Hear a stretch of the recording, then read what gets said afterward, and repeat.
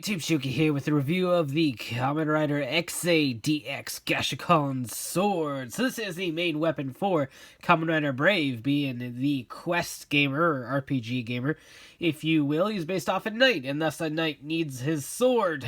Unless he uses a weapon that's not a sword, he can still be a knight.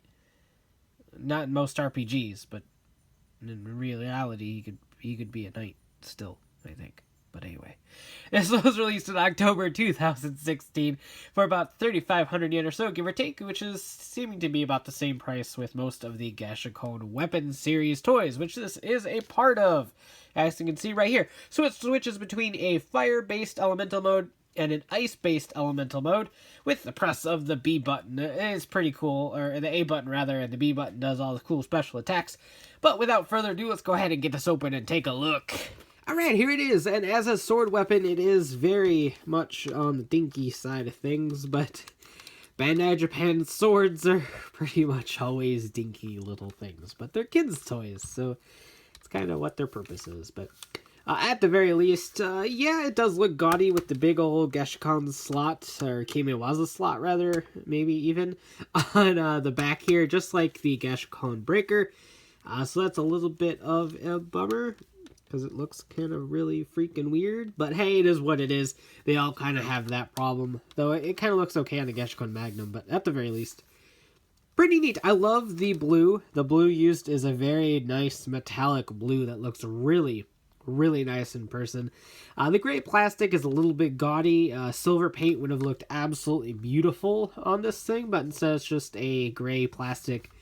So that's a little bit of a bummer, but it's not a huge deal. Cost measures and stuff, it's a lot easier to just color plastic than it is to paint it. But there we go. So to transform it, you just hit the A button and boom, ice mode.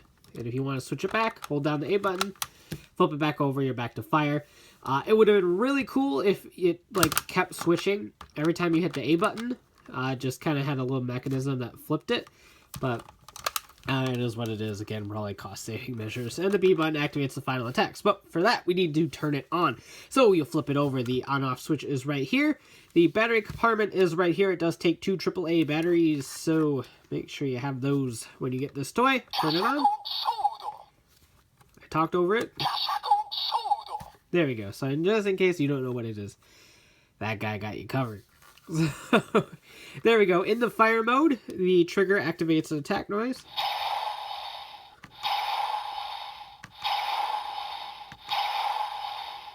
Seconds of fun, for sure. And the B button will activate a final attack. If you hit it more than one time. You have to hit it 3 times for the final attack. And yes, that sounds exactly like Bravo and Knuckles' little transformation hit thingy on the Sengoku driver.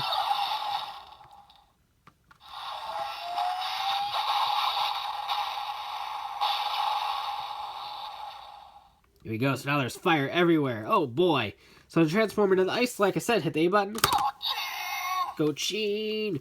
So there we go. We are back to the ice, or not back to the ice mode. We're in the ice mode. We'll be back to the fire mode soon. But, of course, this one also has its own attack noises.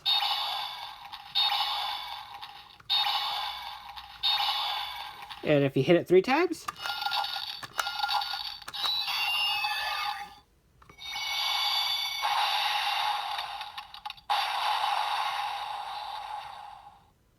woohoo! And to go back to the fire mode, hold down the A button. Now it's Gashacon! Not too thrilled with that voice, but hey, I like the guy doing the voice, so I guess that's what counts. And of course, you can take any old Gashat. We'll use Title Quest since this is Brave's sword. We'll go ahead and use Brave's Gashat. Go ahead and slot that in.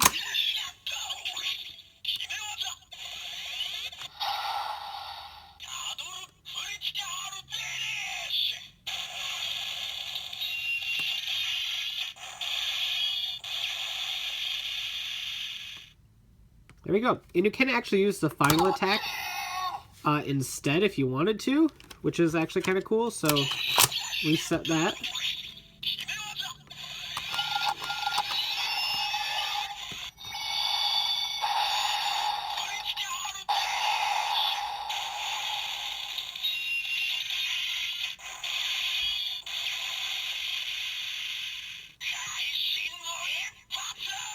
You got it. The finishing of the explosions and stuff on this attack works really well with the start of the final attack here. So it meshes really well, and that's actually really cool. So I would urge everyone to do that when they're playing with it, because it sounds really cool. Big, long explosions. Who doesn't love big, long explosions? Michael Bay loves big, long explosions, but that's completely irrelevant to this review. But that is about it for the Gashacon Sword, and I like it. It's, to me, not as good as the Gashacon Breaker. I just really like the whole mallet aspect of the Gashacon Breaker, and the fact that it can transform into a sword. While this one just switches between two elements, it doesn't really quite have that thrill factor that the Gashacon Breaker, in my opinion, has. So I feel it's probably the weakest of the Gashacon weapon series that have been announced thus far. And again, being a sword weapon, it's definitely really dinky.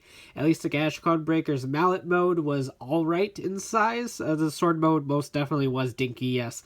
But the mallet mode, or hammer mode rather, felt alright in the hand. This one just, of course, feels dinky because, again, they're kids' toys. The swords are always going to be small and dinky to the adult hand. It looks really nice. It functions nice. If you're a huge fan of Brave and you just want a Gashacon Weapon Series toy, then go ahead and pick this one up if you want to. If you really like Brave, it'll be a nice addition to your display. So that about does it for this review. If you like it, go ahead and blast that like button, comment below, subscribe for more, and hit the bell so you never miss a video. And as always, thanks for watching, take care, and have a great one. Bye.